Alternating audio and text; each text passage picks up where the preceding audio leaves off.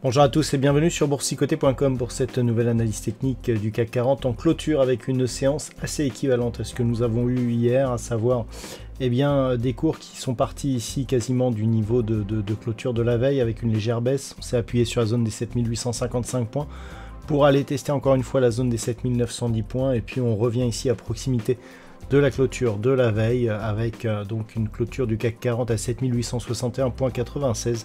Eh bien le CAC 40 gagne 0,06% par rapport à la clôture de la séance précédente. Donc ça a quasiment été la même séance, pourtant on a eu des chiffres macroéconomiques majeurs, on a la Fed ce soir, on a beaucoup de résultats d'entreprise. Et malgré cela, eh bien, on reste ici dans une dynamique qui ne parvient pas à franchir cette zone des 7910 points. Au niveau des indicateurs techniques, c'est toujours très neutre au sens des histogrammes du MACD, ainsi que pour le RSI, les volumes sont légèrement supérieurs à la moyenne. Là aussi, c'est la copie conforme de la veille. Donc c'est une séance qui est vraiment dans la continuité. Au niveau du palmarès des valeurs, évidemment, ce sont les diffusions d'entreprises qui rythment le marché actuellement, avec donc une plus forte hausse portée par Danone, plus 7,35%, L'Oréal, plus 4%.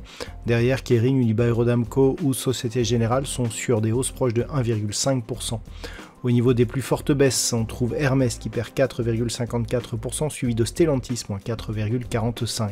Derrière, Renault, Téléperformance ou Publicis Group sont sur des baisses inférieures. Donc on est aussi sur une dynamique qui continue à donner des signes plutôt haussiers. On le voit ici au niveau des points bas, c'est plutôt positif en termes de progression.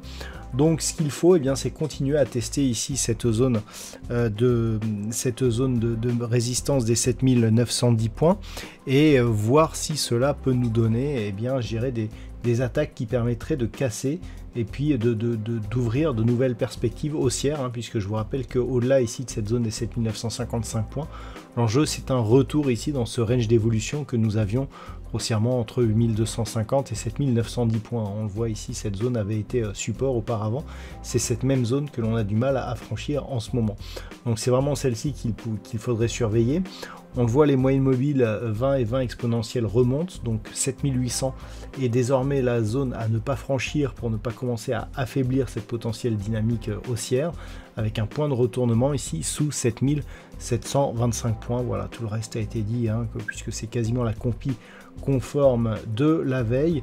Donc pour l'instant, on reste ici sur une perspective légèrement haussière, mais avec une conviction qui manque toujours, je dirais, d'une confirmation par la rupture ici de cette zone de résistance. On a 3 séances dans cette semaine, et bien durant ces 3 séances, on a testé cette zone sans parvenir à la franchir.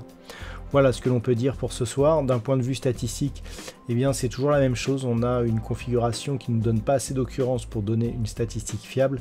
C'est là-dessus donc que je vais vous souhaiter une bonne soirée et on se retrouve dès demain pour d'autres analyses techniques, toujours sur le site boursicoté.com.